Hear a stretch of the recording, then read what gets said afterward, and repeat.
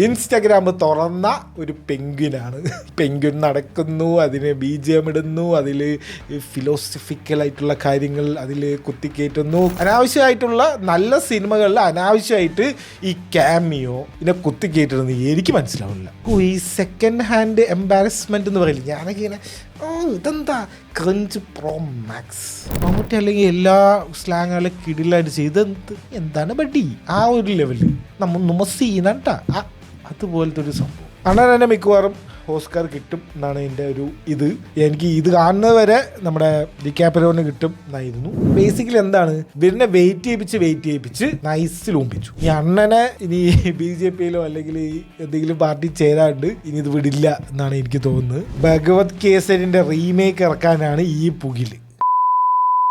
What A week. അത് കുറേ കാര്യങ്ങൾ സംഭവിച്ചൊരു വീക്ക് കൂടിയായിരുന്നു.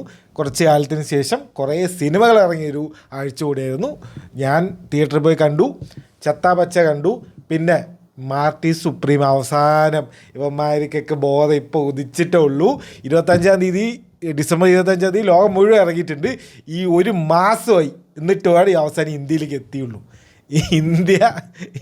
ഇന്ത്യയിലുള്ള തെണ്ടികളൊന്നും കാണണ്ട എന്ന് പറഞ്ഞിട്ടാണോ എന്നറിയില്ല. ഈ A24കാർക്ക് ഇത് അവരുടെ ഒരു പ്രൈം സിനിമയാണ് ഈ മാർട്ടി സുപ്രീം. അവരുടെ ഓസ്കർ നോമിനേഷനും അവർക്ക് ബെസ്റ്റ് ആക്ടറിനുള്ള ടിമോത്തി ശാലമയ്ക്ക് ഇപ്പോൾ എല്ലാ അവാർഡ്സും പുള്ളിക്ക് കിട്ടിക്കൊണ്ടിരിക്കുകയാണ്. അപ്പോൾ അവരുടെ ഒരു പ്രൈം മൂവിയാണ്, അവർക്ക് ഈ കൊല്ലം പ്രൊമോട്ട് ചെയ്യേണ്ട മൂവിയാണ്. എന്നിട്ട് പോലും ഒരു വേൾഡ് വൈഡ് റിലീസ് ഒരു മര്യാദയ്ക്ക് ചെയ്യാൻ പറ്റില്ല. അപ്പോൾ അവസാനം അത് ഇറങ്ങി 23-ാം തീയതി ഇറങ്ങിയിട്ടുണ്ട്. ഞാനത് കണ്ടു. ബേബി ഗേൾ കാണുന്നുണ്ടായിരുന്നു. പിന്നെ എനിക്ക് ആ ട്രെയിലർ കണ്ടപ്പോൾ തന്നെ എന്തോ ഒരു പന്തികേട് തോന്നിയാണ്. അതുകൊണ്ട് ഞാൻ അത് കണ്ടില്ല. എല്ലാം എങ്ങനെയുണ്ട് നോക്കിയിട്ട് കാണാമെന്ന് വിചാരിച്ചു. പിന്നെ നമ്മുടെ Knight of the Seven Kingdom ഇറങ്ങിയിട്ടുണ്ടായിരുന്നു. ഫസ്റ്റ് എപ്പിസോഡ് തിങ്കളാഴ്ച വന്നിട്ടുണ്ടായിരുന്നു.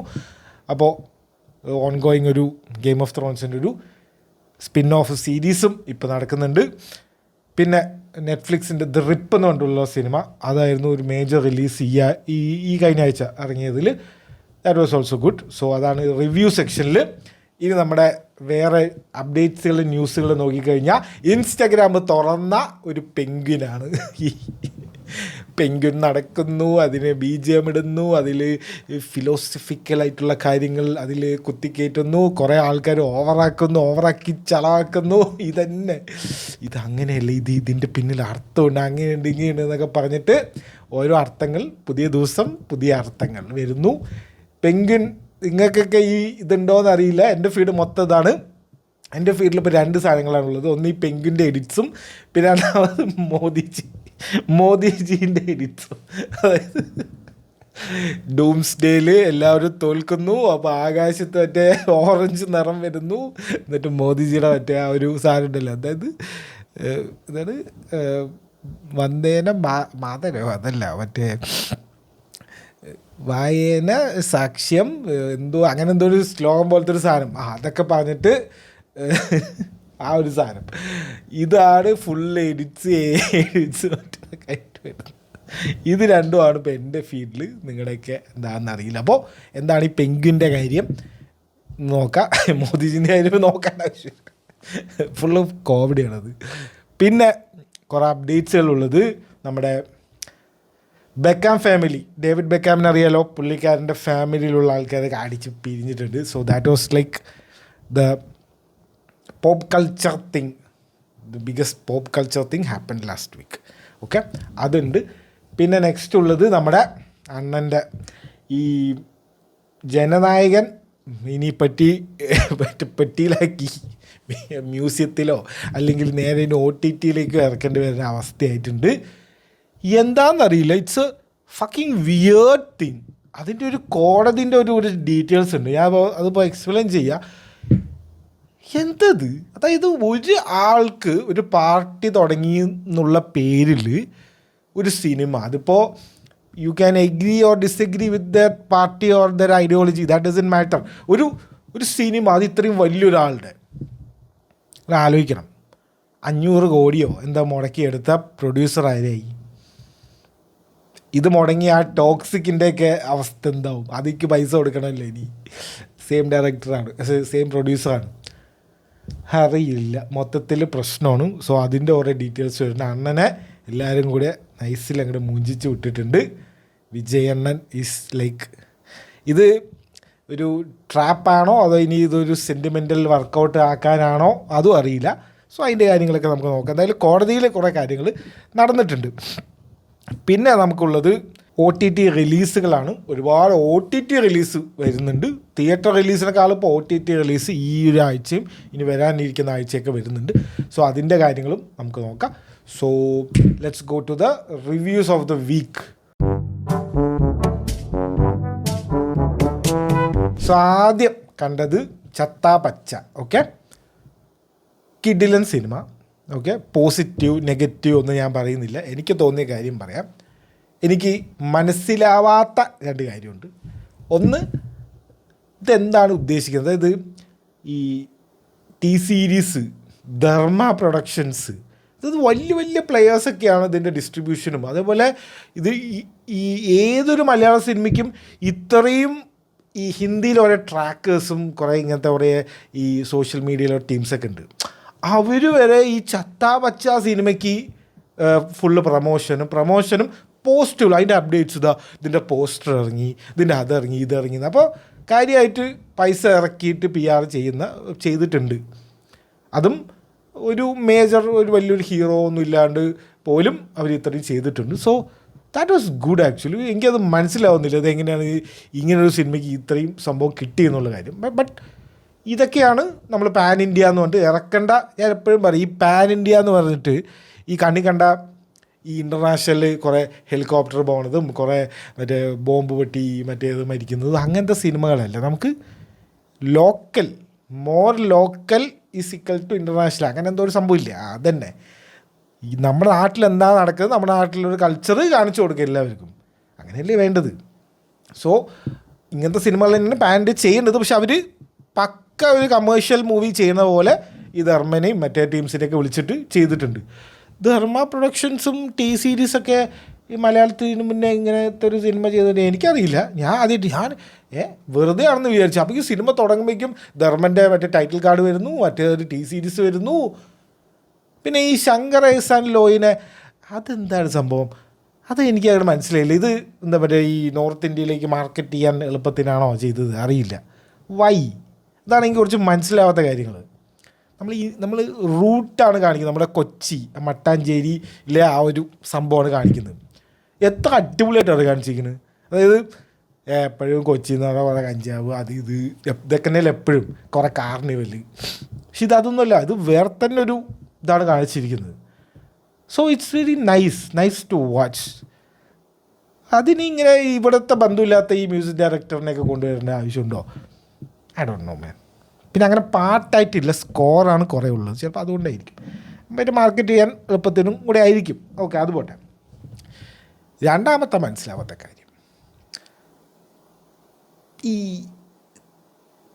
ഈ വലിയ ഈ ബാങ്കബിൾ ആക്ടേഴ്സ് എന്ന് പറയില്ല. അതായത് ഇപ്പോൾ ഒരു ആക്ടർ ഉണ്ട് എന്ന് പറഞ്ഞാൽ കുറേ പേര് അതിലേക്ക് ഇൻവെസ്റ്റ് ചെയ്യും, അതിലേക്ക് ഡിസ്ട്രിബ്യൂഷൻ എളുപ്പമായിരിക്കും എന്നൊക്കെ പറയില്ലേ.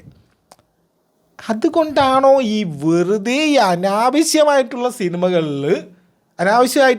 നല്ല സിനിമകളിൽ അനാവശ്യമായിട്ട് ഈ ക്യാമിയോ ഇതിനെ കുത്തിക്കേറ്റിരുന്നത്? എനിക്ക് മനസ്സിലാവില്ല.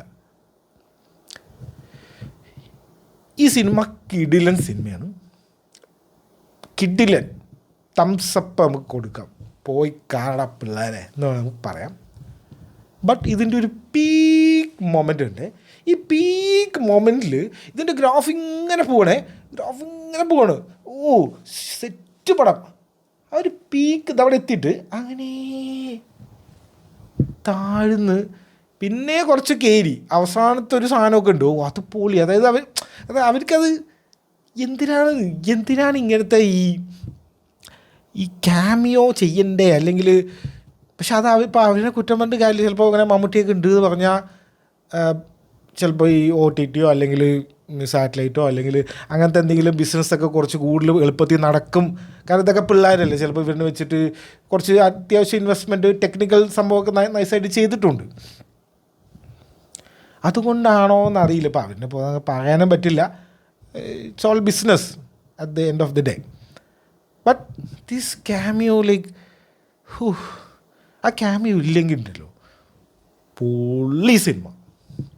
ആ ക്യാമിയോ ഉള്ളത് കൊണ്ട് അത് ക്യാമിയോ വെറുതെ ഒരു ക്യാമിയോ ഇപ്പോൾ ഒന്നുമില്ല, ഇപ്പോൾ വെറുതെ ഒരു അണ്ടർടേക്കറൊക്കെ വരുന്ന പോലെ ലൈറ്റൊക്കെ ഓഫായി ചുമ്മാ വന്നിട്ട് പോകണ ഒരു സംഭവമാണെങ്കിൽ കൂടെ ഓക്കെ. ഇതങ്ങനെയല്ല, ഇത് ആ പീക്കിൽ വന്നിട്ടേ ഒരു ഡയലോഗ് ഉണ്ട് മോനെ, കൊച്ചി സ്ലാങ്, എന്താ ബഡ്ഡി ആ സാധനമില്ലേ, ആ ഒരു സംഭവം എന്താ ബഡ്ഡി മടയാണോ ആ സംഭവം ഇല്ലേ, അതിനെ മമ്മൂട്ടി പറയുമ്പോൾ ഉണ്ടല്ലോ ഈ സെക്കൻഡ് ഹാൻഡ് എംബാരസ്മെൻറ്റ് എന്ന് പറയില്ല, ഞാനൊക്കെ ഇങ്ങനെ ഇതെന്താ ക്രഞ്ച് പ്രോ മാക്സ്. ഞാൻ ഒരു തിയേറ്ററിൽ പോയി ഫസ്റ്റ് ഷോ ആണ് കണ്ടത്, രാവിലത്തെ ഫസ്റ്റ് ഷോന് മോർണിംഗ് ഷോ ആണ് കണ്ടത്. അധികം ആളൊന്നും ഉണ്ടായില്ല, എൻ്റെ ലോക്കൽ തിയേറ്ററിൽ തന്നെയായിരുന്നു. ഒരു 10-30 ആളുണ്ട്. എൻ്റെ മോനെ ആ ഒരു സീന് വന്നപ്പോൾ ഉണ്ടല്ലോ, അതായത് 10-30 ആളുണ്ടായിട്ട് പോലും അടിപൊളിയായിരുന്നു. കാരണം ആൾക്കാർ മറ്റേ ആ ഒരു ഇടിക്കണ സംഭവത്തെ അങ്ങനെയൊക്കെ പറഞ്ഞിട്ട് ഒരു പിന്നെ കുറേ പേര് ഇങ്ങനെ ക്ലാപ്പിങ്ങും മറ്റേതൊക്കെ ചെയ്യേണ്ടായിരുന്നു. എല്ലാം സെറ്റാണ്, ക്രൗഡ് മൊത്തം സെറ്റാണ്, കുറച്ച് പേരുള്ളെങ്കിലും ആ ഒരു സംഭവം വന്നപ്പോഴല്ലേ ആദ്യമൊക്കെ ഇങ്ങനെ കുറേ കയ്യടിയൊക്കെ ഉണ്ട്, ആ വായി തുറന്ന് പോയി. പിന്നെ വേറൊരു കാര്യം, അതായത് പുള്ളിക്ക് നല്ല പ്രായമുണ്ട്, ഇപ്പം എന്തോ ഒരു അസുഖമൊക്കെ വന്നു, അത് അതിന് മുന്നേ ഷൂട്ട് ചെയ്തതാണെന്ന് അറിയില്ല. എനിക്കിതാണ് ആ പാട്രിയോട്ട് എന്ന് പറഞ്ഞിട്ടുള്ള സിനിമയില്ലേ, മമ്മൂട്ടിയും മോഹൻലാലും കൂടെ അഭിനയിക്കുന്നത്, അതിങ്ങനെ ഒരു ആക്ഷൻ മൂവി ആണെങ്കിൽ അതായത് മമ്മൂട്ടിക്ക് വയ്യ. സോ നമ്മളിപ്പോൾ ഈ രജനീകാന്തൊക്കെ ചെയ്യുന്ന പോലത്തെ അല്ലെങ്കിൽ ഭീഷ്മപർവത്തിൽ മമ്മൂട്ടി ചെയ്യുന്ന പോലത്തെ അങ്ങനത്തെ ഒരു പരിപാടിയാണ് ഇനി നൈസ്. അല്ലാണ്ട് ഇങ്ങനെ ഈ പീക്കിൽ ആക്ഷൻ മമ്മൂട്ടിയെ കൊണ്ട് ചെയ്യിപ്പിക്കുമ്പോൾ ഇറ്റ്സ് നോട്ട് ലൈക്ക് സാധാരണ ഒരു സിനിമയാണ്. നോക്കി ഇത് ഈ ഫൈറ്റ് മൂവിയാണ്, അതിൽ ഇങ്ങനത്തെ ഒരു കുറേ ഫാസ്റ്റ് കട്ട്സ് വരും. അതായത് ഇങ്ങനത്തെ അതൊരു എന്താ പറയുക, ഈ ജോൺ വിക്ക് സ്റ്റൈല് കട്ട്സ് കണ്ടിട്ടുണ്ടോ, ഈ ഫൈറ്റിൽ കട്ട്സേ കുറവായിരിക്കും, അതായത് ഇങ്ങനെ കണ്ടിന്യൂസ് ഷോട്ട് പോലെ ആയിരിക്കും. ഈ ഫൈറ്റ് ഒരു ഉഡായ്പ രീതിയിൽ ചെയ്യുമ്പോൾ കുറേ കട്ട്സ് പടപടേ കട്ട്സ് വരിക.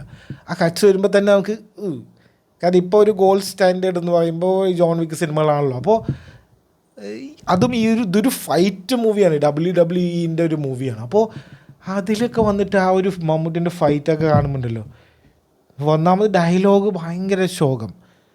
ഈ കൊച്ചി സ്ലാങ് എന്ത് മമ്മൂട്ടി അല്ലെങ്കിൽ എല്ലാ സ്ലാങ്ങുകളും കിടിലായിട്ട് ചെയ്ത് ഇത് എന്താണ് ബഡ്ഡി ആ ഒരു ലെവല് നമ്മ സീനാട്ടാ അതുപോലത്തെ ഒരു സംഭവം.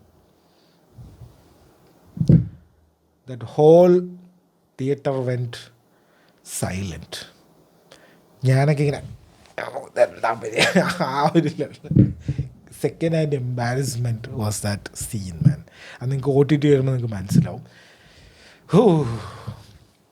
പിന്നെ എനിക്ക് വേറൊരു കാര്യം മനസ്സിലാവത്ത്, അതിപ്പോൾ ഞാൻ ഈ ജോൺ വിക്കിൻ്റെ കാര്യം പറഞ്ഞ പോലെ ഞാൻ ഒരു ഫൈറ്റ് ഓക്കെ, നമുക്ക് എല്ലാ ഫൈറ്റും അടിപൊളിയാണ്, ടെക്നിക്കൽ സൈഡൊക്കെ അടിപൊളിയാണ്, ഒരു ഫൈറ്റ് ഇങ്ങനെ ഒരു കണ്ടിന്യൂസ് ഷോട്ട് പോലെ ഉണ്ടാവും എന്ന് ഞാൻ വിചാരിച്ചു. അത് ലാസ്റ്റ് ഫൈറ്റ് ചിലപ്പോൾ അങ്ങനെ ആയിരിക്കും എന്ന് ഞാൻ സത്യം വിചാരിച്ചിട്ടുണ്ടായിരുന്നു. കാരണം കിടിലൻ, ഇവരൊക്കെ കിടിലനായിട്ട് ഫൈറ്റ് ചെയ്യുന്നുണ്ട്. അർജുന അശോകൻ ആയിക്കോട്ടെ, റോഷൻ മാത്യു ആയിക്കോട്ടെ, കിടിലനായിട്ട് വിശാഖ് നായർ പിന്നെ പുള്ളി വില്ലനാണോ പൊളിച്ചിരിക്കും. അത് ഓഫീസർ ഓൺ ഡ്യൂട്ടിയിൽ നമ്മൾ കണ്ടതാണ്. ആ ഒരു ഡ്രഗ്ഗി ആയിട്ടുള്ള ആ ഒരു പയ്യൻ അതന്നെ. അതുപോലെ ഇതിലും ഒരു റിവെഞ്ച് സംഭവം, ഒരു എന്താ പറയുക, ഒരു പൂക്കി എൻ്റെ ഒരു ബെൽറ്റൊക്കെ ഇട്ടിട്ട് വരുന്നത് ഒരു വെറൈറ്റി സാധനം, ഒരു കണ്ണട, മറ്റേ ചെറിയൊരു കണ്ണടയില്ല, ആ ഒരു സാധനമൊക്കെ ഇട്ടിട്ട് വന്നിട്ട് പൊള്ളി. അപ്പോൾ ഇവരൊക്കെ കിട്ടില്ല, ബോഡിയൊക്കെ സെറ്റ്. അപ്പോൾ ഒരു കണ്ടിന്യൂസ് ഷോട്ട് ഇങ്ങനെ ഈ തല്ലുമാലിയിലൊക്കെ ഉള്ള പോലത്തെ മറ്റേ ഇങ്ങനെ കറങ്ങുന്ന ആ ഒരു സാധനമില്ല, അതുപോലെയോ അല്ലെങ്കിൽ POV ഷോട്ടോ അങ്ങനെ എന്തെങ്കിലും ഒരു സംഭവം ഉണ്ടാവും എന്ന് ഞാൻ വിചാരിച്ചു. ഇത് ഫുള്ളി ഫാസ്റ്റ് കട്ട്സ് ആണ് മുഴുവൻ എന്നാണ് എൻ്റെ ഓർമ്മ. ഞാനിനി ഇല്ല അങ്ങനെ ഒരു കണ്ടിന്യൂസ് സംഭവം ഇല്ല. എനിക്ക് അത് അപ്പളേ ആലോചിച്ചു, ഇതെന്താ അതുകൊണ്ട് ചെയ്ത കിടിലനായേനെ ഞാൻ വിചാരിച്ചതാണ്. സോ ദാറ്റ് വാസ് എനിക്ക് മനസ്സിലാവാത്ത പാർട്ട്. പിന്നെ മനസ്സിലായ പാർട്ട് എന്താ വെച്ച് കഴിഞ്ഞാൽ അടിപൊളി സിനിമ, നല്ല രീതിയിൽ ഈ WWE എല്ലാ കാര്യങ്ങളും അതിപ്പോൾ സിനിമ എടുക്കുമ്പോൾ പിന്നെ WWE ആ കാര്യങ്ങളൊക്കെ ഉണ്ടാവുമല്ലോ. നമ്മൾ പണ്ടത്തെ ചോക്ക് സ്ലാം, മറ്റേ ഈ ഗോൾസ്റ്റീനോ അങ്ങനെ എന്തോ ഒരാളുടെ പോയിട്ട് ഇങ്ങനെ പോയിട്ട് ഇങ്ങനെ തലയിടിക്കുന്ന ആ ഒരു സാധനം. അങ്ങനെ പിന്നെ ഈ ഒരു തൊപ്പിയിട്ട് വരുന്നൊരുത്തണ്ടല്ലോ, അയ്യോ ചെറിയൊരുത്തൻ, പേര് മറന്നുപോയി. ആ ഒരു ഭയങ്കര ഫ്ലെക്സിബിളായിട്ട് ഒരുത്തൻ, ഫുള്ള് ചെറിയ ആൾ തൊപ്പിയിട്ടിട്ട്. അപ്പോൾ അയാളുടെ ഒരു ഇങ്ങനെ ഒരു എട്ടി കൂടെയൊക്കെ വന്നിട്ട് ആ റിങ്ങിൻ്റെ അടിയിൽ കൂടെയൊക്കെ വന്നിട്ട് ഇങ്ങനെ അടിക്കുന്ന ഒരു സാധനം. അങ്ങനെ എല്ലാ സാധനങ്ങളും ഉണ്ട്. If you are A WWE നിങ്ങൾ എല്ലാവരും കാണാത്തവരുണ്ടാവുമെന്ന് എനിക്കറിയില്ല. ഇപ്പോഴത്തെ പിള്ളേരൊക്കെ കാണുന്നുണ്ടോ സംശയമാണ്. പക്ഷേ പണ്ടത്തെ ഒരു കാലഘട്ടത്തിൽ ഇത് മാത്രമായിരുന്നു ഒരു എൻ്റർടൈൻമെൻറ്റ് ഫോർ കിഡ്സ് എന്തിനാണ് ഇത് കാണുന്നത് എനിക്കിപ്പോൾ മനസ്സിലായിട്ടില്ല. അന്ന് പക്ഷേ ഇതൊക്കെ ഒരു ആവേശമായിരുന്നു. അപ്പോൾ അവർക്ക് എല്ലാവർക്കും ഒരു കിടിലനൊരു എക്സ്പീരിയൻസ് ആയിരിക്കും. ഒന്നുകൂടെ നമ്മുടെ മലയാളീകരിച്ചിട്ട് ഇത് കാണും. കിടിലൻ cinema. I will give it a thumbs up. പക്ഷേ ആ ക്യാമിയോ ഒന്ന് ഒഴിവാക്കിയ, അതായത് ഞാൻ സത്യം വിചാരിച്ചു,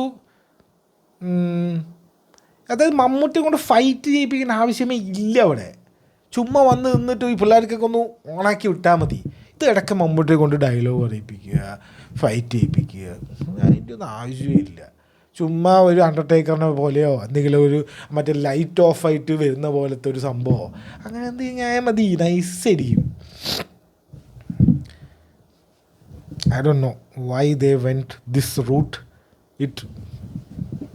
അതെല്ലാം അതിൻ്റെ ഒരു ഓറ നഷ്ടപ്പെട്ടു, അത്ര എനിക്ക് പറയാനുള്ളൂ. But I will give it a thumbs up. Must watch. കാണാം, അത്യാവശ്യം എൻ്റർടൈനിങ് ആണ്. It's not a normal movie, നമ്മൾ യൂഷ്വലി കാണുന്ന പോലത്തെ അല്ല. ഇറ്റ്സ് എ വൈൽഡ് റൈഡ് അല്ലെങ്കിൽ വൈൽഡ് മൂവി. കുറേ നിലവിളിയുണ്ട്, ഇഷ്ടം പോലെ നിലവിളി. ആ ഒരു പമ്പ്, ആ ഒരു എനർജി നമുക്ക് തിയേറ്ററിൽ കിട്ടും. അത് ഞാൻ പറഞ്ഞു, 30 പേരേ ഉള്ളൂ, 30 പേര് അഷ്ടിച്ചേ ഉള്ളൂ എൻ്റെ തിയേറ്ററിൽ.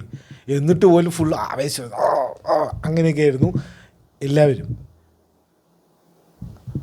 അപ്പോൾ അതാണ്, ആ ഒരു സംഭവം കിട്ടുന്നുണ്ട്. പക്ഷേ അവർ അവസാനം അതിനെക്കൊണ്ട് കൊളാക്കി എന്നാണ് എനിക്ക് പറയാനുള്ളൂ. So that's it for Chatha Pacha. I will give it a thumbs up. But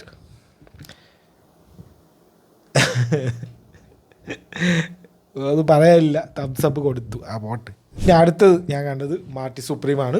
മാർട്ടി supreme അറിയാലോ, മാർട്ടി സുപ്രീം ക്രിസ്മസ് ഡേ എന്നൊക്കെ പറഞ്ഞിട്ട് വാൻ പ്രമോഷൻ. അത് ടിമോത്തി ശാലമേ, അതായത് നിങ്ങളിത് ഫോളോ ചെയ്തിട്ടുണ്ടോയെന്നറിയില്ല. ടിമോത്തി ശാലമേ എല്ലാ ഇൻ്റർവ്യൂവിലും എല്ലാ ഈ അവാർഡ് ഫംഗ്ഷൻസിൽ പുള്ളിക്ക് ഇഷ്ടംപോലെ അവാർഡ്സും കിട്ടിയിട്ടുണ്ട്. ഗോൾഡൻ ഗ്ലോബ് എന്തൊക്കെയോ കിട്ടിയിട്ടുണ്ട്.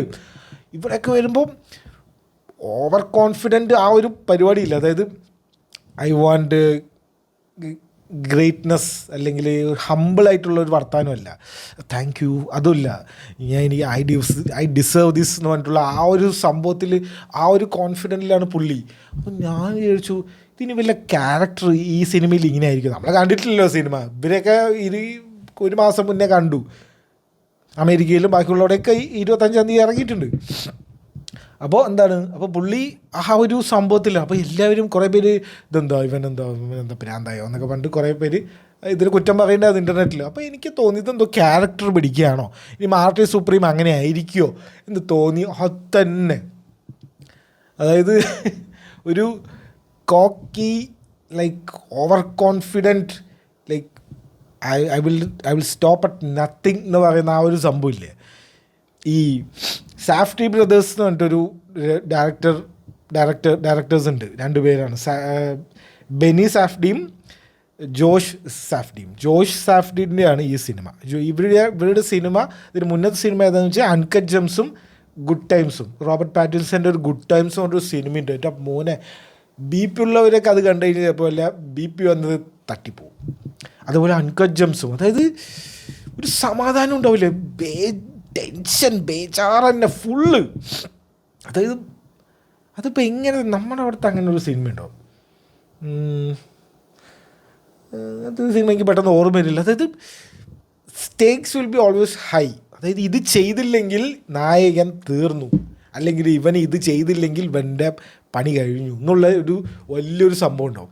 പിന്നെ അതിലേക്ക് ഈ നായകൻ അല്ലെങ്കിൽ മെയിൻ ക്യാരക്ടർ എത്തുന്ന ഒരു വഴിയുണ്ടല്ലോ, അത് പറഞ്ഞാൽ it's A most over complex and ഈ വേണ്ടാത്ത എല്ലാം ചെയ്തിട്ടായിരിക്കും അതിലേക്ക് എത്തുക. ഇതിപ്പോൾ ടിമോത്തി ഷാലമേൻ്റെ ഒരു ക്യാരക്ടറുണ്ട്, മാർട്ടി മൗസർ എന്ന് പറഞ്ഞിട്ടുള്ള ടേബിൾ ടെന്നീസ്. എൻ്റെ ജീവിതത്തിൽ ഞാൻ വിചാരിച്ചിട്ടില്ല ടേബിൾ ടെന്നീസിനെ കുറിച്ച് ഇത്രയും കിടിലൊരു സിനിമ വരുന്നു. ടെന്നീസിനെ കുറിച്ച് നമ്മൾ ചാലഞ്ചേഴ്സൊക്കെ കണ്ടിട്ടുണ്ട്. ടെന്നീസൊക്കെ ഒരു സെക്സി സ്പോർട്ടല്ലേ, വിംബിൾഡൺ എന്നൊക്കെ പറയുമ്പോൾ അതിൻ്റെ ഒരു മാർക്കറ്റിങ്ങും അതിൻ്റെ ഒരു പരിപാടി വേറെയാണ്. പക്ഷേ ടേബിൾ ടെന്നീസ് എന്നൊക്കെ പറയാം, അതിൽ തന്നെ പറയുന്നു ടേബിൾ ടെന്നീസ് അതൊക്കെ ഒരു കളിയാണോ, പിങ് പോങ് എന്നാണ് അതിന് അമേരിക്കക്കാർ പറയുന്നത്. അപ്പോൾ പിങ് പോങ് എന്ന് ചോദിക്കുന്നുണ്ട്. അപ്പോൾ അതാണ് ആ ഒരു എന്താ പറയുക, നോൺ സെക്സി അല്ലെങ്കിൽ നോൺ പോപ്പുലർ ആയിട്ടുള്ള ഒരു സ്പോർട്ടിനെ ഏതാ കിട്ടിലനാക്കി ചെയ്തിട്ടുണ്ട്. അതൊരു വേൾഡ് വാർ 2 ആ ഒരു സമയത്താണ് നടക്കുന്നത്. 1950s ന്യൂയോർക്കും ജപ്പാനൊക്കെ കാണിക്കുന്നത്. പൊള്ളി എന്ന് പറഞ്ഞാൽ പൊള്ളി. ലാസ്റ്റ് ഒരു സീനുണ്ട് മോനെ, ഏറ്റവും ലാസ്റ്റ് അണ്ണൻ തന്നെ മിക്കവാറും ഓസ്കാർ കിട്ടും എന്നാണ് എൻ്റെ ഒരു എനിക്ക് ഇത് കാണുന്നത് വരെ നമ്മുടെ ഡിക്കാപ്രിയോന് കിട്ടും എന്നായിരുന്നു. സിന്നേഴ്സിന് മൈക്കിൾ ബി ജോർഡനൊന്നും കിട്ടില്ല. ഒരുപാട് നോമിനേഷൻ കിട്ടിയിട്ടുണ്ട്, 10-16. I don't think best actor will go to Timothy. ഇനിയിപ്പോൾ വൈൽഡായിട്ട് എന്തെങ്കിലും ചെയ്യണമെങ്കിൽ നമുക്ക് ഡിക്കാപ്രിയോന് കിട്ടും, അത്രേ ഉള്ളൂ. മോസ്റ്റ് പോപ്പുലർ ഇസ് ഷാലമൻ, അതിൽ വേറെ ഒന്നുമില്ല. അതുപോലെ അഭിനയിച്ചിട്ടുണ്ട്. എൻ്റെ മോനെ ആ ഒരു ന്യൂയോർക്ക് ഒരു ന്യൂയോർക്ക് ജ്യൂസ് എന്ന് പറയും, അതായത് ഇവർ ഭയങ്കര റൂത്ത്ലെസ് ആണ്. അവരുടെ കാര്യം എങ്ങനെയെങ്കിലൊക്കെ നടക്കാം. അത് ഒരു വഴി നോക്കും, അതടയും, അപ്പോൾ അടുത്ത വഴി നോക്കും, അപ്പോഴേക്കും ഈ വഴി തുറക്കും, അപ്പോൾ ഇതിങ്ങോട്ട് വരും, പിന്നെ അങ്ങോട്ട് പോകും. അങ്ങനത്തെ ഒരു പരിപാടിയാണ് മൊത്തം. ടെൻഷനാണ്. I laughed, I got emotional, I got tensed, I got എന്താ പറയുക, ഒരു എക്സ്റ്റസി, ആ ഒരു ജയിക്കുമ്പോൾ കിട്ടുന്ന ഒരു സന്തോഷം, ഇതെല്ലാ ഇമോഷൻസും I got it from that movie. ഈ മൈരമാർ ആരാണെന്ന് അറിയില്ല, ഇതിൻ്റെ ഡിസ്ട്രിബ്യൂഷൻ PVR ആരോ ആണ്. ഒരു ഷോ തൃശ്ശൂർ ശോഭയിൽ രാവിലെ 11 മണിക്ക് ഒരു 2 എണ്ണം, ഒരെണ്ണം. ഇപ്പം എന്തായെന്ന് അറിയില്ല. 23-ാം തീയതി റിലീസ് ചെയ്തപ്പോൾ ഒരു ഷോ വെള്ളിയാഴ്ച. What the fuck. രാവിലെ സ്കൂളിലൊക്കെ പോകണമല്ലോ, നേരത്തെ എണീച്ച് 8 മണിക്ക് എണീച്ചിട്ടൊക്കെയാണ് ഞാൻ പോയത്. It was worth it.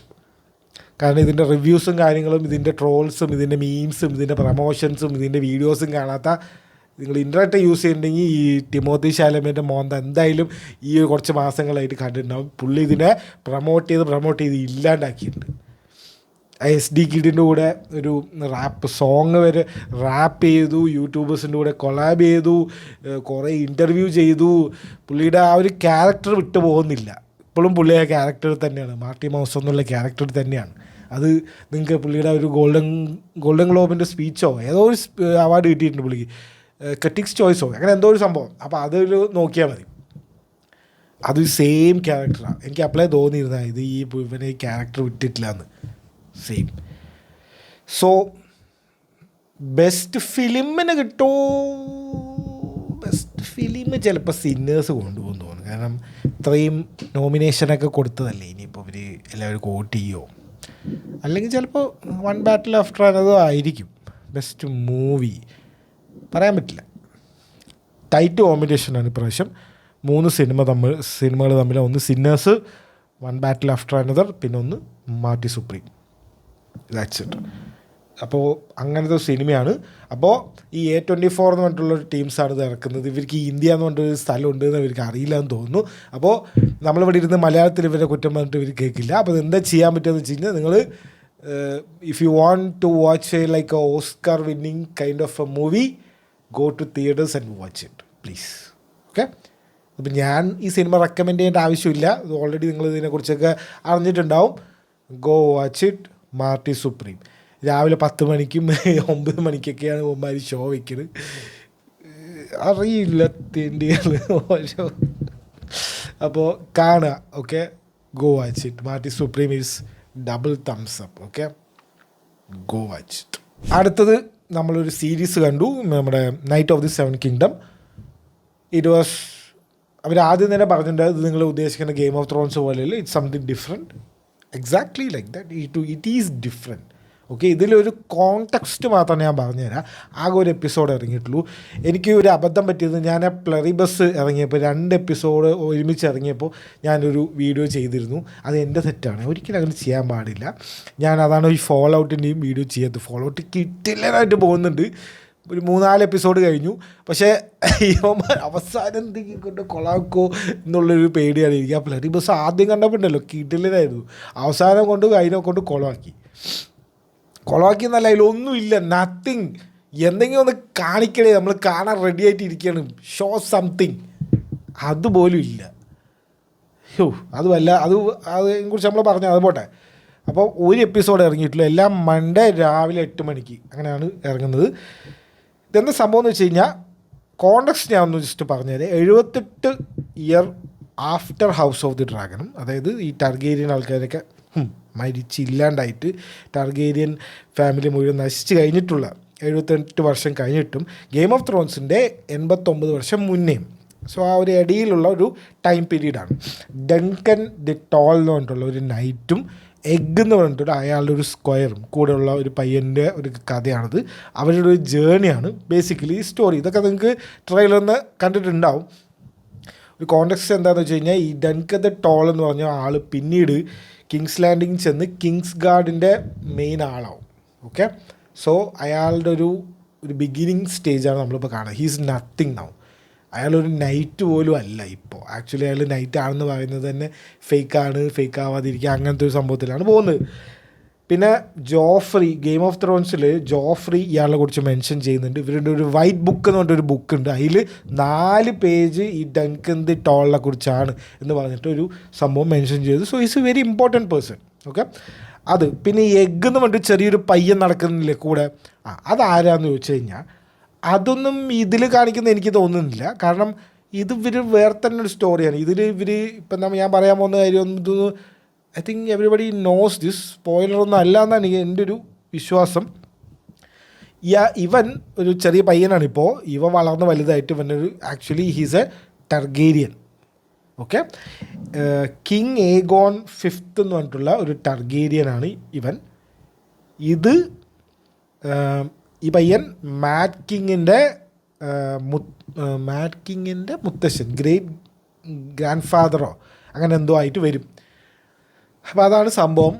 ഇതിപ്പോൾ അതായത് these characters are very important, അത്രേ ഉള്ളൂ. ഇനിയിപ്പോൾ ഇതിനെ ഇവർ ഡെവലപ്പ് ചെയ്ത് അതുവരെ കാണിക്കുന്നൊന്നും എനിക്ക് തോന്നുന്നില്ല. അല്ലെങ്കിൽ ഇപ്പോൾ ഹൗസ് ഓഫ് ദി ഡ്രാഗൺ എടുക്കണം, ഇനി അതെടുക്കണം, ഇനിയിപ്പോൾ എന്താണ് ഏഗോൺസ് കോൺക്വസ്റ്റ് എടുക്കണം, ഇനിയിപ്പോൾ അതിൻ്റെ ആര്യ സ്റ്റാർക്കിൻ്റെ സ്പിൻ ഓഫ് എടുക്കണം.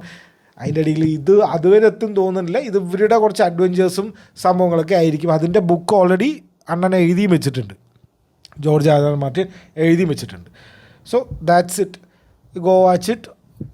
ഒരു എപ്പിസോഡിൽ ഒന്നും സംഭവിക്കുന്നില്ല. കുറേ പുതിയ ക്യാരക്ടേഴ്സ് നമ്മൾ പരിചയപ്പെടുന്നു, ആരൊക്കെയാണ് എന്തൊക്കെയാണെന്ന് അറിയുന്നു. വരട്ടെ, എനിക്ക് സംഭവങ്ങളും സാധനങ്ങളും വരട്ടെ. So it's a journey kind of a thing. So ഇതിനിപ്പോൾ ഒന്നും കൊടുക്കാനില്ല. Go watch it. തംസപ്പോ ഒന്നുമില്ല, go watch it, that's it. ഇത് കഴിഞ്ഞിട്ട് നമുക്ക് തീരുമാനിക്കാം. ഈ ഇടയിൽ വെച്ചിട്ടുള്ള പരിപാടി നിർത്തി. ഇനി അടുത്തത് ഒരു സംഭവം കണ്ടത് ദ റിപ്പ് എന്ന് പറഞ്ഞിട്ടുള്ള നെറ്റ്ഫ്ലിക്സിലുണ്ട്. മാഡാമിനും ബെൻ അഫ്ലെക്കും ഇവർ അറിയാലോ, ഇവർ പണ്ട് തൊട്ടേ ഫ്രണ്ട്സാണ്. ഗുഡ് വിൽ ഹണ്ടിങ് ഒക്കെ ഇവർ ഒരുമിച്ച് എഴുതി സ്ക്രീൻ പ്ലേയോ സ്ക്രിപ്റ്റോ എന്തൊക്കെ എഴുതിയതാണ്. So they are very childhood friends. Okay, so അവർ വീണ്ടും ഒന്നിക്കുന്നു എന്നുള്ള രീതിയിൽ വന്ന സിനിമയായിരുന്നു ഇത്, the Rip. Proper streaming material, അതായത് ഒരു നെറ്റ്ഫ്ലിക്സ് മൂവിയാണ് ഇതെന്ന് എഴുതി മറ്റേ വെച്ചിട്ടില്ല എന്നേ ഉള്ളൂ, നമുക്കത് മനസ്സിലാവും. ഇറ്റ്സ് ലൈക്ക് ഭയങ്കര ഒരു സസ്പെൻസ് ഉണ്ട്, എല്ലാം ഉണ്ട്. സസ്പെൻസ് ഉണ്ട്, ട്വിസ്റ്റ് ഉണ്ട്, എല്ലാ സംഭവങ്ങളും ഉണ്ട്. മെയിനായിട്ട് ആക്ടേഴ്സാണ്. സ്റ്റീവൻ യങ് ഉണ്ട്, അങ്ങനെ എല്ലാവരും കിട്ടില്ല ആക്ടേഴ്സ്. അതുകൊണ്ട് എന്താണ് ഒരു മോശം സീനോ അല്ലെങ്കിൽ ഒരു ബാഡ് ആക്ടിങ് എന്ന് പറഞ്ഞിട്ടൊരു പരിപാടിയില്ല.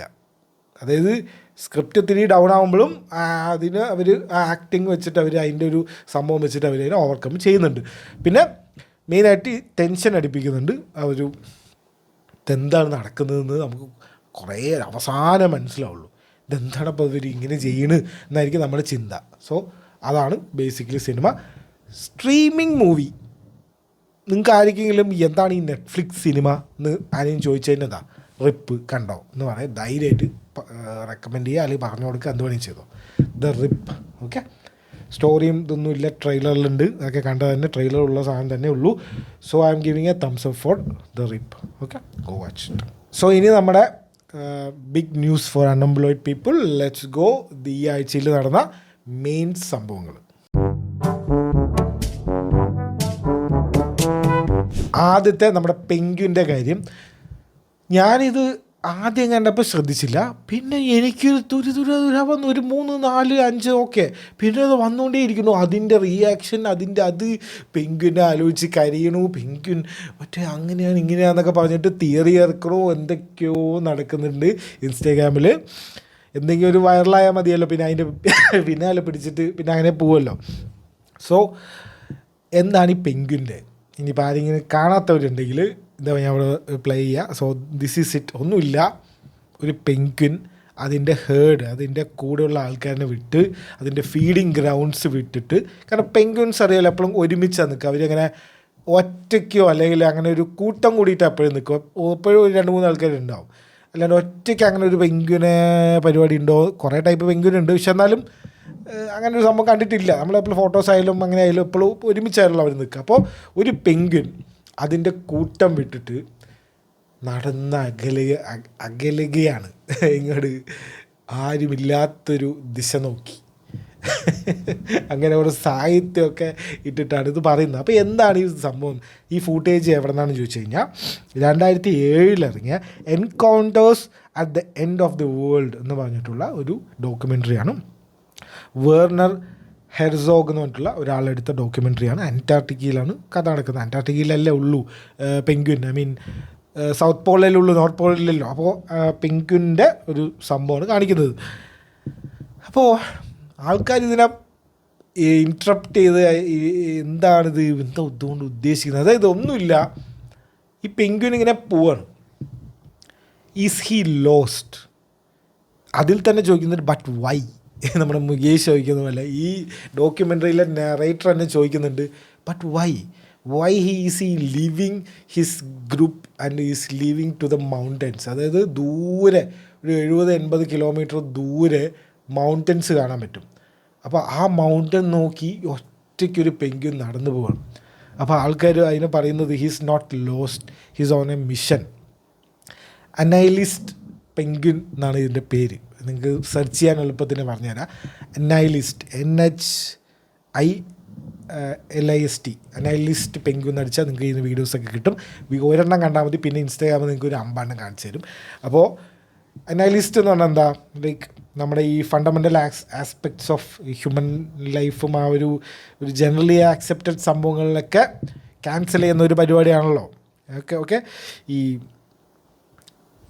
ലൈഫ് എന്നുള്ളത് ഒരു ഇൻട്രസ്റ്റിക് മീനിങ് ഇല്ല എന്നൊക്കെ പറയുന്ന കുറേ നിങ്ങൾക്ക് എക്സ്പ്ലനേഷനൊക്കെ കിട്ടും. ബേസിക്കലി ഒന്നുമില്ല, ആൾക്കാരിത് കണ്ടിട്ട് they are connecting it too much, like അതായത് ജീവിതത്തിൻ്റെ അർത്ഥം എന്താണ്, ഇതാണോ ജീവിതം എന്നൊക്കെ പറഞ്ഞിട്ടുള്ള സംഭവങ്ങൾ. കാരണം നമുക്കത് തോന്നും, കാരണം അങ്ങനെ അതിൻ്റെ നറേഷൻ എന്തോ ഒരു ഭയങ്കര കാര്യം സംഭവിക്കുന്ന പോലെയാണ് ആ ഒരു ഡോക്യുമെൻ്ററിൽ ആ ഒരു സീന്. അതിങ്ങനെ നടന്നു പോവുകയാണ് ഒറ്റയ്ക്ക്.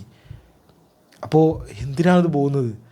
അത് എന്തെങ്കിലും മിഷൻ, അത് എന്തെങ്കിലും ഉദ്ദേശം കൊണ്ടാണോ, അതോ ഒരു ദിവസം നീ ഈ എന്താണ് മെറ്റീരിയലിസ്റ്റിക് വേൾഡിൽ നിന്ന് ഒരു മോചനം എന്നൊക്കെ പറഞ്ഞിട്ട് പോകുന്നതാണോ? അറിയില്ല, നോ വൺ നോസ്. അവർ തന്നെ ഡോക്യുമെൻ്ററി എടുത്ത ആൾ പറയുന്നുണ്ട്, ഈ പെൻഗ്വിൻ, അതായത് അറിയാമല്ലോ അന്റാർട്ടിക്കയിൽ പെൻഗ്വിനെ പോയി പിടിക്കാനും തൊടാനൊന്നും പറ്റില്ല. അപ്പോൾ ഈ പെൻഗ്വിനെ സയൻറ്റിസ്റ്റ് പറയും, പെൻഗ്വിനെ എടുത്തിട്ട് വീണ്ടും ഈ കൂട്ടത്തിൽ കൊണ്ട് നമ്മൾ വിട്ടാലും അത് വീണ്ടും പോകുന്നു. സോ അതിൻ്റെ മൈൻഡ് സെറ്റായി, ഞാൻ പോവുകയാണ്, ടാറ്റ ബൈ ബൈ എന്ന് പറഞ്ഞിട്ട് ഒറ്റ പോക്ക്, ഒറ്റയ്ക്ക് മൗണ്ടൻ നോക്കി പോകുന്ന ഒരു video. So that's people are finding deep and unwanted meanings. Unwanted അല്ല, അത് ഓരോ ആൾക്കാർക്കും കാണുമ്പോൾ ഓരോ തോന്നുന്നുണ്ട്. But it's like a whole thing on internet now. I don't think everyone has this feed. കുറേ പേർക്ക് വരുന്നുണ്ട്. ഞാൻ ചോദിച്ച കുറേ പേര്, ഞാൻ ഈ സ്റ്റോറി ഇട്ടപ്പോൾ തൊട്ട് എനിക്ക് കുറേ മെസ്സേജ് വന്നിട്ടുണ്ട്. അപ്പോൾ കുറേ പേർക്ക് വരുന്നുണ്ട്, കുറേ പേർക്ക് വരുന്നില്ല. 2-3 പേര് ചോദിച്ചപ്പോൾ പെങ്ക്വിനാ ഏത് പെങ്ക്വിൻ എന്ന് ചോദിച്ചവരുണ്ട്. അപ്പോൾ എല്ലാവർക്കും ഇല്ല. അപ്പോൾ അനലിസ്റ്റ് പെങ്ക്വിൻ അടിക്കുക, പിന്നെ നിങ്ങൾക്ക് ഇത് വന്നുകൊണ്ടിരിക്കും. പിന്നെ വേറെ ഒന്ന് മോദി ചെയ്യാൻ പറഞ്ഞില്ല. മോദി ആ ഒരു ശ്ലോകമുണ്ട്, ഒരു ശരിയായ സാധനം. എന്താണിത്? ഞാനത് കുറേ കേട്ട് കുറേ ചിരിച്ചതാണ്, അത് ഓർമ്മയില്ല. എന്താണ് എന്തോ ഒരു രാഷ്ട്രം, പിന്നെ ലൗഡേന എന്തോ അങ്ങനെ എന്തോ ഒരു സാധനം. അപ്പോൾ അതും വരുന്നുണ്ട്. ഇതൊക്കെയാണ് ഇപ്പോൾ ട്രെൻഡിങ് ഇൻസ്റ്റഗ്രാമിൽ. ഇനി let's go to this Jananayagan shit man. എല്ലാ ആഴ്ചയും ഇതിനെക്കുറിച്ച് പറയേണ്ടി വരും. ബേസിക്കലി എന്താണ് സംഭവം? ജനനായകൻ എന്താണ് പറ്റിയത്? അതായത്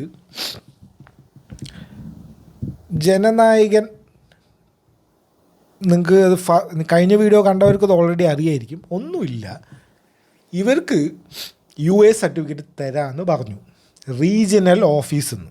റീജിയണൽ ഓഫീസ് എവിടെയാണ്? തമിഴ്നാട്ടിൽ. പേടിക്കണ്ട എന്ന് പറഞ്ഞിട്ട് പറഞ്ഞു. 29-ാം തീയതി, ഓക്കെ, 29-ാം തീയതി ഇവരുടെ ചെയർമാൻ ഇരിക്കുന്ന മുംബൈയിൽ ഒരു കംപ്ലൈൻറ്റ് പോയിട്ടുണ്ട്. ഈ സെൻസർ എങ്ങനെ ചെയ്യുക? ഒരു പാനലിസ്റ്റ് ആൾക്കാരാണ് ഈ സെൻസർ കാണുക. അപ്പോൾ ഈ സെൻസർ ഈ സിനിമ കണ്ടിട്ട് 14 കട്ട്സ് പറഞ്ഞിട്ടുണ്ട്. ഓക്കെ, 14 കട്ട്സ് ചെയ്താൽ നിങ്ങൾക്ക് UA സർട്ടിഫിക്കറ്റ് തരാമെന്ന് പറഞ്ഞു. അപ്പോൾ അവർ 14 കട്ട്സ് ചെയ്ത് കൊടുത്തു. അപ്പോൾ 29-ാം തീയതി, ഡിസംബർ 29-ാം തീയതി ഒരു കംപ്ലൈൻറ്റ് പോയി. ഏത്? ഈ പാനലിസ്റ്റ് ആൾക്കാരുടെ. അത് സിനിമ കണ്ട് അപ്പം തന്നെയല്ല പോയത്. സിനിമ കണ്ട് ഈ 14 കട്ട്സ് പ്രൊഡ്യൂസറിൻ്റെ അടുത്ത് പറഞ്ഞ് പ്രൊഡ്യൂസർ അത് കട്ട് ചെയ്ത് തിരിച്ച് എന്നിട്ട് കംപ്ലൈൻറ്റ് പോയി. അപ്പോൾ actually they want to block the release.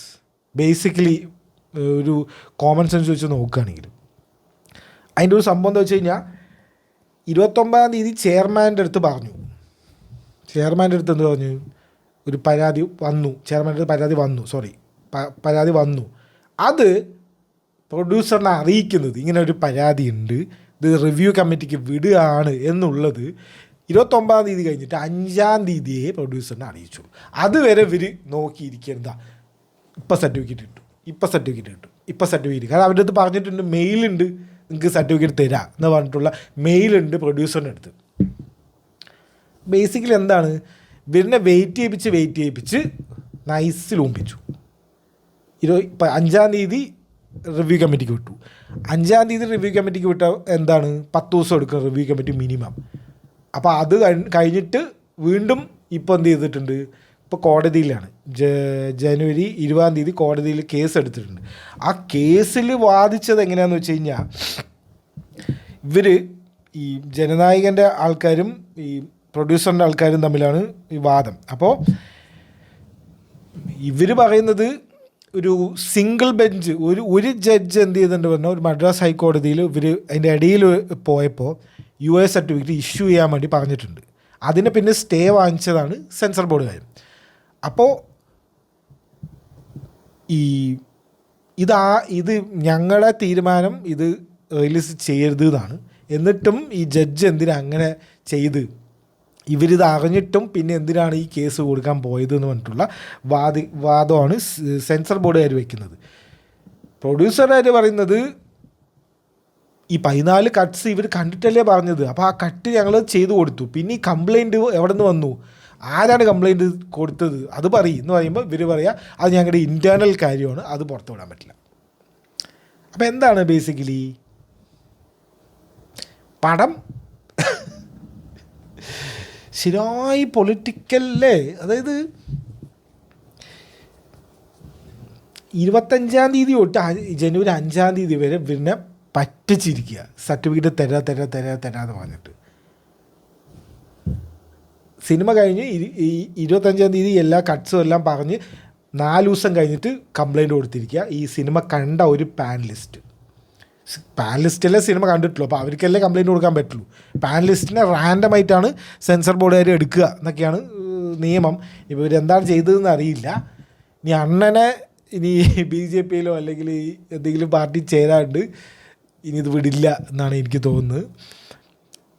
ചേർന്ന ഇറക്കാൻ വിടുക അങ്ങനെ എന്തെങ്കിലും ആയിരിക്കും. അന്ന് ഞാൻ കഴിഞ്ഞ വീഡിയോ പറഞ്ഞു ജൻ നായകൻ മാറി ഫെബ് നായകനായിരുന്നു. ഇനിയിപ്പോൾ ഇത് പോയി മാർച്ച് നായകനാവുമോ എന്നറിയില്ല. മാർച്ചിൽ ഇലക്ഷനാണ്, അതാണ് വേറൊരു സംഭവം. ഇലക്ഷന് മുന്നേ സിനിമ റിലീസ് ചെയ്യണ്ടേ? മാർച്ച് ഫസ്റ്റ് വീക്കിനാകുമ്പോൾ ഇലക്ഷനാണ്. അപ്പോൾ ഇത് ഇനി വേറൊരു ആംഗിളിൽ ചിന്തിക്കുകയാണെങ്കിൽ ഇറ്റ്സ് ആക്ച്വലി ബെനിഫിറ്റിംഗ് വിജയ്. പക്ഷെ വിജയ് അങ്ങനെ വന്നിട്ട് ഓപ്പണായിട്ട് വന്നിട്ട് എൻ്റെ സിനിമനെ ഇറക്കാൻ വിടുന്നില്ല അങ്ങനെ ഒന്നും പറയണമില്ല. ശരിക്കും പറഞ്ഞാൽ വിജയ്ക്കൊരു ചാൻസ് അല്ലേ, നോക്ക് എന്നെ സിനിമയ്ക്കൊന്നും എന്നെ ഇറക്കാനൊന്നും വിടുന്നില്ല, എനിക്ക് എന്നെ എന്തൊക്കെയാണ് ചെയ്ത് നോക്ക് എന്ന് പറഞ്ഞിട്ടൊരു സിമ്പത്തി വേണമെങ്കിൽ വർക്കൗട്ട് ചെയ്യായിരുന്നു. പക്ഷേ Vijay is not even complaining the BJP government. So BJPയിലേക്ക് പോകാനാണോ അറിയില്ല. അപ്പോൾ പക്ഷേ BJPൻ്റെ സ്ഥാനാർത്ഥിനൊക്കെ മോദി വന്നിട്ട് അനൗൺസ് ചെയ്തിട്ടുണ്ട്. എടപ്പാടി പഴനിസ്വാമി ഇല്ലേ, ADMK ആ പുള്ളിയാണ് BJPൻ്റെ സ്ഥാനാർത്ഥി, NDA സ്ഥാനാർത്ഥി. അപ്പോൾ അതും ഇല്ല, ചീഫ് മിനിസ്റ്റർ സ്ഥാനമൊന്നും ഇല്ല, വൈസ് ചീഫ് മിനിസ്റ്റർ എന്താണ് അങ്ങനെ എന്താ പറയില്ല, ഈ ചീഫ് മിനിസ്റ്റർ തൊട്ട് താഴെയുള്ള അങ്ങനെ വല്ല സ്ഥാനം കൊടുക്കാമെന്നോ അങ്ങനെ എന്തെങ്കിലും ആയിരിക്കും. പക്ഷെ അണ്ണൻ ചീഫ് മിനിസ്റ്റർ ആവാണ്ട് വേറെ അതിൻ്റെ തൊട്ട് താഴെ ഒന്നും വേണ്ട, ഓൺലി ചീഫ് മിനിസ്റ്റർ. സോറി. അപ്പോൾ ആ ഒരു ലൈനിൽ അണ്ണൻ നിൽക്കുന്നത്. അപ്പോൾ it's very interesting also. Like ഇതെന്താ അതിങ്ങനെ നമുക്കൊരു ചിന്തിക്കും. കാരണം ഇത് ഇവർക്ക് അതായത് ഈ വിജയ്ക്ക് ആക്ച്വലി ഇതൊരു നല്ലൊരു ചാൻസാണ് ഇത് വെച്ച് പ്രൊമോട്ട് ചെയ്യും. പക്ഷെ അതങ്ങനെ ഒന്നും ചെയ്യണമില്ല. ചെയ്താൽ ഇനി സംശയം വരുന്നു പറഞ്ഞിട്ടാണോ അറിയില്ല അല്ലേ? ചെയ്താൽ ഇനിയിപ്പോൾ ഇവർ വേണമെന്ന് വെച്ച് ഇറക്കാണ്ടിരിക്കുകയാണോ? പക്ഷേ കോടതിയിൽ ഇവർ പറഞ്ഞിരിക്കുന്നത് ഇനി വേറെ കോടതിൻ്റെ ഒരു തോന്നിയ ദിവസം കേട്ടോ. അതായത് അവർ ചോദിച്ചിരിക്കുന്നത് കോടതിൻ്റെ അല്ല, വക്കീലിൻ്റെ, ഇവരുടെ വക്കീലിൻ്റെയോ കോടതി ജഡ്ജിൻ്റെയോ ആരാണ് എന്തോ സംഭവിച്ചു കഴിഞ്ഞാൽ എന്തിനാണ് ഇത്ര വൈകിച്ചതെന്ന് ഇവർ ചോദിക്കുമ്പോൾ ഇവർ പറയുന്നത് നിങ്ങളുടെ താര് പറഞ്ഞ് 9-ാം തീയതി റിലീസ് ചെയ്യുന്ന എല്ലാവരും നാട്ടിനടുത്ത് മുഴുവൻ പറയാൻ, സെൻസർ കിട്ടണ മുന്നേ റിലീസ് ഡേറ്റ് പറയാൻ നിങ്ങളുടെ താര് പറഞ്ഞതെന്നാണ് അവർ തിരിച്ചു ചോദിക്കുന്നത്.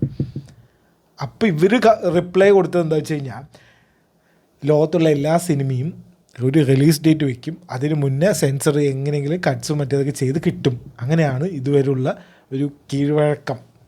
എക്സാമ്പിൾ വരെ കോടതിയിൽ പറഞ്ഞു എന്നാണ് ദുരന്തറിൻ്റെ സെക്കൻഡ് പാർട്ട്.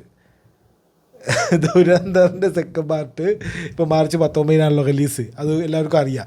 സിനിമ ഷൂട്ടിംഗ് പോലും കഴിഞ്ഞിട്ടില്ല. അപ്പോൾ ഷൂട്ടിംഗ് കഴിയാത്ത സിനിമ റിലീസ് ഡേറ്റ് എങ്ങനെ അനൗൺസ് ചെയ്യും? ചെക്ക്മേറ്റ്. അപ്പോൾ ഇതാണ് ഇവിടുത്തെ ഒരു സംഭവം. ഇത്രയും വലിയൊരു സ്റ്റാറിന് പോലും അയാളുടെ അവസാനത്തെ സിനിമ ഒന്നും മര്യാദയ്ക്ക് ഇറക്കാൻ പോലും പറ്റുന്നില്ല. അമ്മാതിരി സെൻസറിങ്ങും റെസ്ട്രിക്ഷൻസാണ് ഇവിടെ. ഇതൊക്കെ എന്തിനാണ്? ഇതൊക്കെ നാടിൻ്റെ നന്മയ്ക്കാണല്ലോ എന്ന് ആലോചിക്കുമ്പോൾ മാത്രം ഒരു സമാധാനമുണ്ട്. അപ്പോൾ ഇനി ഇപ്പോൾ 20-ാം തീയതിൻ്റെ വാദമൊക്കെ കഴിഞ്ഞിട്ട് ഞാൻ ഈ വെർഡിക്റ്റ് കുറച്ച് കഴിഞ്ഞിട്ട് പറയാൻ വേണ്ടി അതിൻ്റെ ഡേറ്റും ഈ വീഡിയോ ചെയ്യുന്ന വരെ പറഞ്ഞിട്ടില്ല. അപ്പോൾ ഇത് എപ്പോൾ ആവുന്നു ഒരു ഐഡിയ ഇല്ല. പ്രൊഡ്യൂസർ 500 കോടി അതും വെള്ളത്തിലായി. അതിപ്പോൾ കിട്ടും. അതിപ്പോൾ ഇനിയിപ്പോൾ റിലീസ് വന്നു കഴിഞ്ഞാൽ ഒരു ഡബിൾ ആവേശം ഉണ്ടാവുമല്ലോ. ഭഗവത് കേസരിൻ്റെ റീമേക്ക് ഇറക്കാനാണ് ഈ പുകിൽ. അതാലോചിക്കുമ്പോഴാണ് എനിക്ക് ഭ്രാന്താവും. ഭഗവത് കേസരി ഞാൻ കണ്ടു. ഇതിനൊക്കെ ഇതിനാണ് നാഷണൽ അവാർഡ് ഇയാൾക്ക് കിട്ടിയത്. ഇതിനല്ലേ കിട്ടിയത്? വേറെ സിനിമയുണ്ട് അറിയില്ല.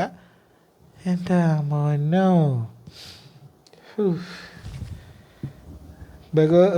ബാലയ്യൻ്റെ എന്താണ് അവസാനത്തെ ഒരു സിനിമ എല്ലാവരും കാണണം എന്നൊക്കെ പറഞ്ഞ് കുറേ പേര് കമൻറ്റ് ചെയ്തിട്ടുണ്ട്. അവസാനത്തെ ഏതായിരുന്നു? ഏതൊരു സിനിമ അത് നൈസാണെന്നൊക്കെ പറഞ്ഞിരുന്നു.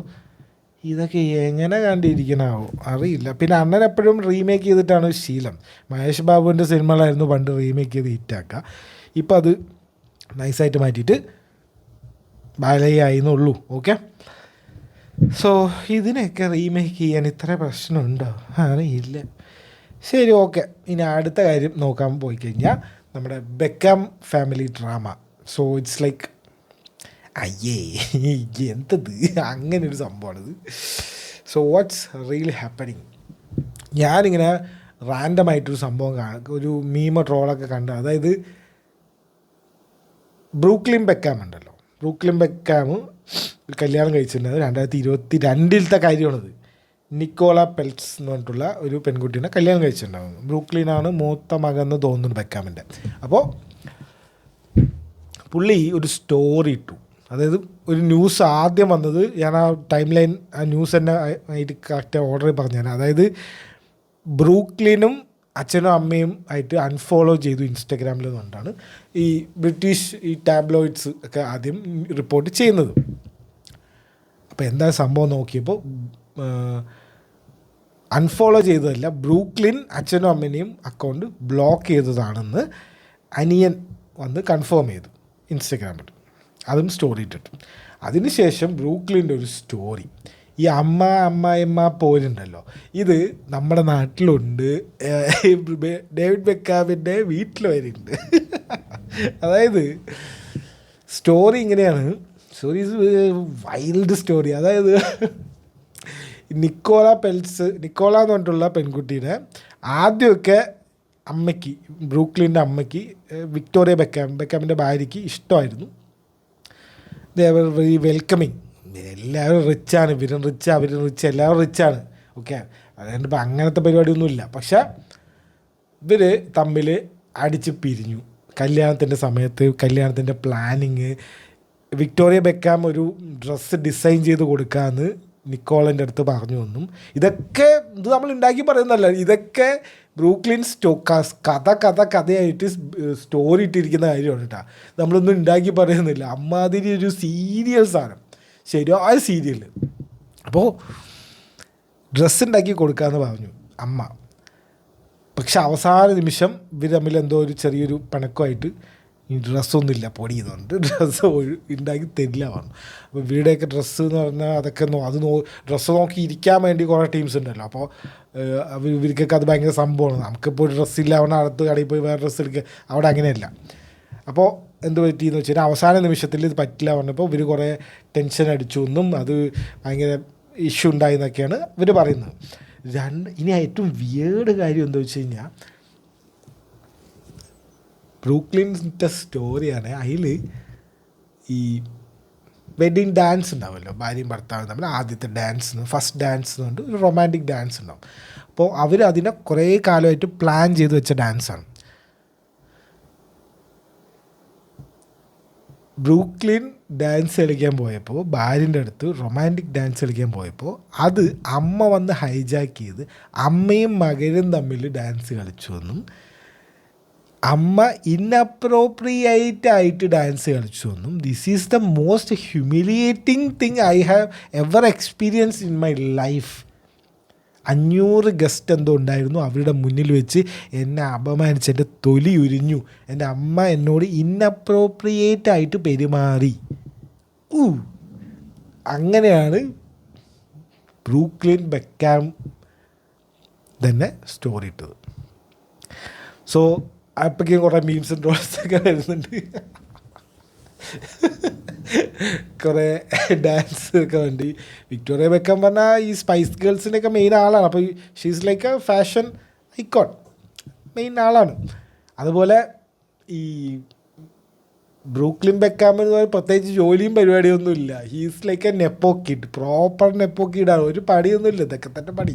അപ്പോൾ എന്താണ്, ഈ ബെക്കാം ഫാമിലിയുടെ നെയിം നശിപ്പിക്കാൻ പാടില്ല, ഈ നിക്കോളയ്ക്ക് ബെക്കാം ഫാമിലി നെയിം കൊടുക്കാൻ പാടില്ല, they are not blood, so they are not family എന്നൊക്കെ അമ്മ പറഞ്ഞു എന്നാണ് പറയുന്നത്. ബേസിക്കലി അമ്മായിയമ്മ മരുമകൾ അടി,